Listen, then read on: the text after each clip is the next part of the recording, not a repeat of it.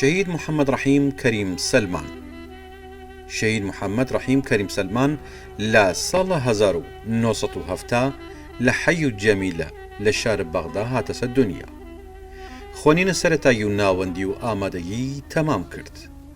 دوای ئەوەیش کۆلیژی ئەندازیاری تەمام کرد و دەسەوکارە بوو لە بوارە پیشەوەی. لە 24 هەفتە ساڵە 1992 لەلایەن دەسەڵاتی لە ڕژێمە وەرینە بەهەز دەستگیر کریا و بی ئەوەک هیچ تاوانێک داشتو. تەنیا تاوانی ئەوە بوو لە بازرگانەی لە کوردە فەیلی بوو.